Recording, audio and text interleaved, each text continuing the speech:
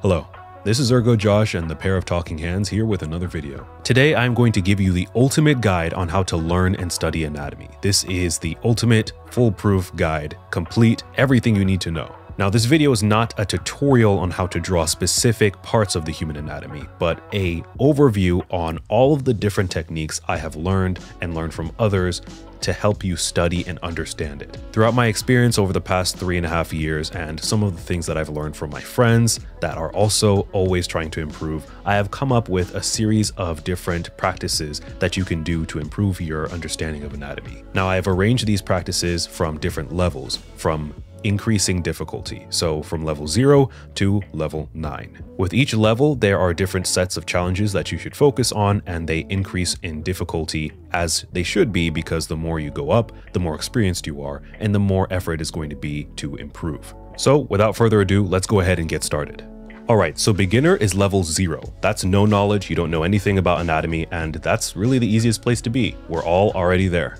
Congrats. Now, as soon as you move into level 1, we're going to actually start to learn things. So I recommend for level 1, you just take an anatomy course or you buy some anatomy books. My favorite book of all time is Anatomy for Sculptors. I have it right here. It's also available in a digital copy, and it's super great at telling you what you should and should not know. I don't want to flip through it too much because there are some nude models here, but that's important for you to be able to recognize and see in order to understand what this stuff looks like on a real body. Another book I recommend is Anatomy for Artists by Elliot Goldfinger. As far as courses go, I have taken a few at CGMA and I really enjoyed analytical figure drawing. That one is great and it gives you a good idea of understanding the body in layers. I also highly recommend the courses available online by Will Weston. If you've seen his Instagram, you can tell that he really knows what he's doing, and I highly recommend you check those out. And last but not least, it's not really a course, but it's a Patreon. The Patreon is called Manga Materials. It's also available on Pixiv. I highly recommend you check that out because she has a ton of different documents and diagrams of the body from the top of the head to the toe and where you should put the toenail. I'm not sponsored by anyone I just mentioned for this video. I just wanted to let you know that those are the things that I have used and have been super helpful for me. I also forgot to mention that Proko is an amazing content source for free on YouTube, and he also has a ton of really helpful courses on his website as well. Please feel free to share any more books or courses that you recommend in the comments. Now let's move on to level 2. I really prioritize level 2 because this is a level that you should be patting yourself on the back for, because this is where you're finally taking the knowledge into your own hands. At this point, we're going to be memorizing the names of the bones and muscles. We're going to be labeling the bones and muscles onto photographs of nude models, and we're going to be labeling them onto diagrams of the skeleton and the muscles.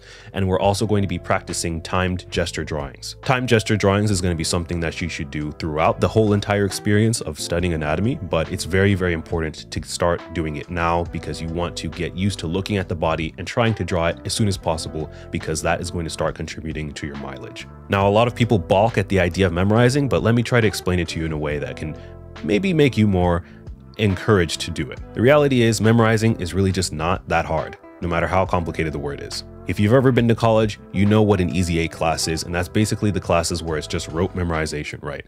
If there was a class on just studying anatomy and memorizing all the bones and muscles in college, I guarantee you that class was taken up as soon as assignments were open. I also guarantee you anyone in medicine has already had to do this on day 1 of any of their classes in med school, if not way earlier. And if you're already thinking about going to a school like ArtStation or any other high-end art school like that, I guarantee you, if you take an anatomy class, probably within the first month, if not way less, you're going to be taking quizzes and tests on the different muscles and different parts of the skeleton super fast. So go ahead, get your flashcards, have fun, and start learning the different parts of the body. And remember, you can just take a look at the books I mentioned earlier to find out what you should prioritize. Now let's start going on to level 3. In level 3, you're actually going to start getting real experience with what each part of the body looks like, and you're actually going to have drawn it before. In the gesture drawings, you're not really drawing specific parts of the anatomy. You're just getting used to the gesture and understanding the body. But now we're going to be tracing the bones and muscles that we see on the diagrams from our books and study materials. And you can find a ton of free stuff on Pinterest, by the way.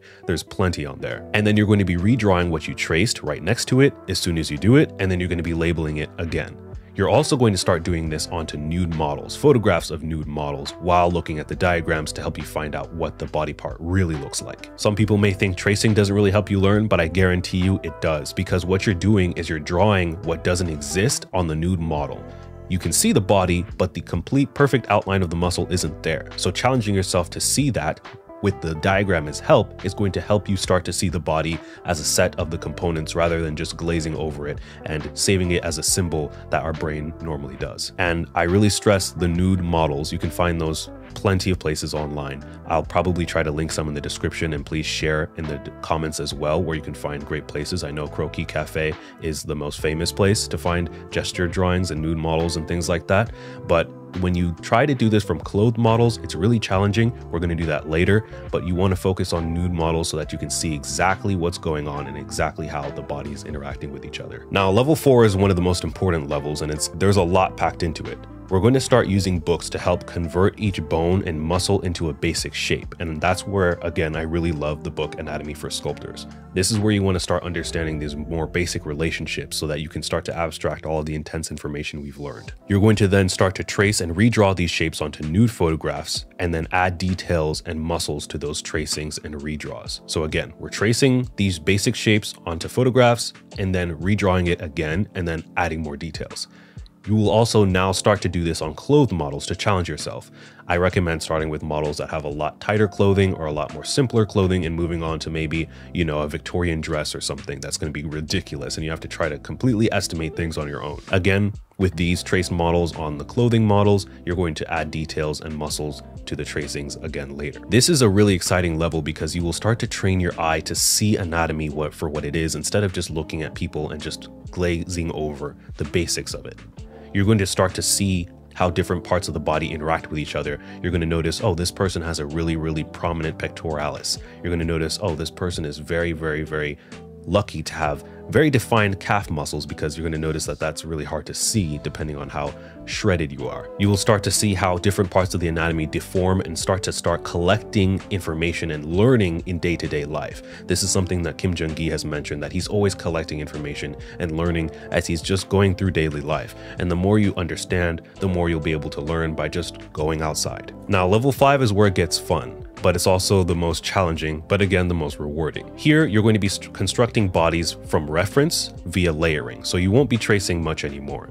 You're going to be doing the gesture, then you're going to add the bones, the muscles, then the skin and the fat. That's going to be an exercise that you should do. It's very challenging, and it's something that I learned to do a lot from the course I took at CGMA, but it's very, very rewarding because you get to see from the beginning to the end the process. This isn't going to be a very pretty drawing. It's not going to be how you approach drawing for your casual things or for your more finished artworks, but it's an exercise that you should do. You're also just going to be looking at nude photo reference now and then doing the shapes that you've studied before. You've learned the muscles, you've broken them down into shapes that help you understand, and then you're going to be using those to draw from reference. Then you're going to start adding details and muscles to the drawing, and then finally, maybe if you want to, you can start to add shading and add detail to really understand the striations and how the muscles are working and interacting with each other. A really good thing to do at this point, especially if you're using digital art, is to overlay it from the actual image to check your accuracy. Again, you want to do this with clothed photo reference as well to add a lot more challenge. Overlay your finished drawing onto the image to check your accuracy and correct and learn what you're not really understanding. And also in level 5, you want to start doing some imaginative drawing. Since you've already drawn a picture of somebody while looking at a reference, you also want to start doing this from imagination. Now, again, this is another special tip, as well as drawing from reference and then checking accuracy. That's something you're always going to be doing. But imaginative drawing is something that you want to do a lot because it's going to help you learn what you don't know. Now, you don't want to focus on this at level 1 because you don't know anything. You want to focus on this at level 5, but you can do it throughout from level 0 to level 9 in order to get an idea of where you're at. But again, do not spend 90% of your time at level 1 or 2 doing imaginative drawing. This goes the same for drawing from reference. You should be drawing from reference, not changing things, just checking the accuracy a lot at level 5, and you can do it occasionally throughout the different levels as well. This level is really interesting because you spend a lot of time in this level as well as level 6, and the experience levels for people that can be in this level can vary very, very greatly. To be honest, from level 1 to 4 should be relatively quick, but from the next ones, 5 through 9, are going to be very, very long. Now, speaking of level 6, you're going to start changing the pose when you draw. This is really rewarding. You're probably already going to be doing this, but this is really something that's going to help you improve, especially when you try to include everything that you've learned into the changed pose, not just draw random noodle arm. When you change the pose, you're going to remember, okay, how does this bone move? How does everything connect when I change this? And how does it look in perspective? Another really fun exercise is to take a male reference and draw a woman, and vice versa. Take a female reference and then draw a man. And you have to stick to the things, right? You have to figure out, okay, what is different here? I need to make this actually look masculine. I need to remember the different proportions and keep it the same when I change it. That's gonna really challenge your understanding of the anatomy. And it's really fun. An extremely challenging thing you also wanna do in level 6 is to start drawing mirrored poses. Take a reference and then draw the mirrored version next to it. It's really challenging to do that, but it can be very rewarding, and again, really exposes your understanding of anatomy. And the ultimate thing you want to start doing here at level 6 is just drawing, okay, I'm going to sit down and draw a skeleton from the front, side, and maybe back views. Do the same thing with a muscle diagram, écorché model, I think it's called, and just from top to bottom, draw all the muscles and see what you can remember and what you really struggle with. And when you find out what you don't know, go back and study it. This is also something you should be doing with your more imaginative drawing. When you're drawing something from imagination and you realize, I have no idea how the leg would look at this angle, that's what you don't know, and you need to actually go back and study. Level 7 is where you see a lot of your most professional artists working in. And in this level, you're doing, a lot of the other things, but you're also just going to be drawing your own poses from imagination, and then you're going to be getting critique on those poses and always correcting them. The people at this level are usually just doing things for their own work, for their own clients, for freelance, etc. And they'll be getting critique, feedback from it, and correcting. And they'll be not just anatomy, but things like flow, gesture, emphasis, color, all kinds of different things will be what they're adding to it. But the most important thing is to do it on your own from imagination and go back and see what you don't know. Just like I mentioned before, you're going to be doing this a lot more at this level. A quick tip for getting critiques is you want to avoid people who are just going to tell you that this looks weird or it looks off. That's not really going to help you. You want people to say, I think this leg is too long here. At this level, you should be experienced enough in the art community and have enough experience to where you can find people like this. But I will agree, this is also important to get throughout the entire experience level, but it's going to be harder depending on the level you're at to find people who are willing to give you that much content and critique. At level 8, you are almost only drawing from imagination and you're just using reference as inspiration. You're going to be doing thumbnails and then adding more detail with little to no reference. If there's something small that you notice, then you'll probably find reference to change it. And one of my favorite artists that I recommend that I believe is at this level is Eliza. I see a lot of her work is just very intimate. She just sits there and draws, and maybe she'll use reference, maybe she won't. She'll draw for study purposes and just to challenge herself, and then use reference sometimes if she needs to. So in this level, you're going to be doing gesture studies again, just continually. It's always good to do that. You're going to be doing freehand studies with reference. Always good to do that, not necessarily that much. A lot of freehand drawing from imagination, and you're going to continue to research the components that you don't fully understand with books, courses, and other artists especially. And then we have level 9, which is the ultimate master level. You just continue to do this and continue to focus your understanding, and you really try to understand everything as completely as you can. And the best example for someone at this level is Kim Jung-gi, who just seems to know everything completely, but the reality is he's just worked with so many different things so much and has really combined his understanding with anatomy with a really strong understanding of perspective to where he can pretty much draw anyone doing anything, any pose, any angle. So that's it for the explanation of the levels, but I really have some important advice I want you to pay attention to, and the most important one is this. It's not necessary to aspire to be level 9 or level 8. Those are just the highest levels of anatomy understanding. You aren't a great artist when you reach X level. This is just an organization of the different levels of understanding of anatomy. So for example, I really believe around 5 or 6 is where you can really start to explore being a professional at art. It's really not that hard to start to make great work at those levels. Like I said earlier, levels 1 through 4 should be relatively quick when it comes to the grand scheme of things because you're still studying, you're still tracing, but level 5 and 6 you're going to spend a ton of time in, and the people at the end of those respective levels are probably popular streamers selling tons of prints, getting tons of commissions, all kinds of things like that. And then the people who are around level 7 are doing a lot more imaginative work, and they're even more well known for their work and have a lot more identity there. But really, especially 8 and 9 is not necessary to be good. So I don't want you to think that if you're at this level or at that level, you're bad, or the artists that I mentioned, for example, are subpar to others because they're not at level 9 like Kim Jung-gi.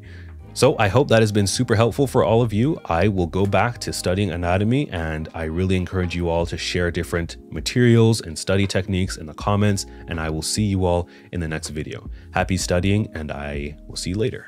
Peace. Real quick, if you want to get a good idea of how long it would take to go through, I'd say get to level 7, I would imagine for me, it would take another 2 to 3 years to where I'm working confidently within level 7.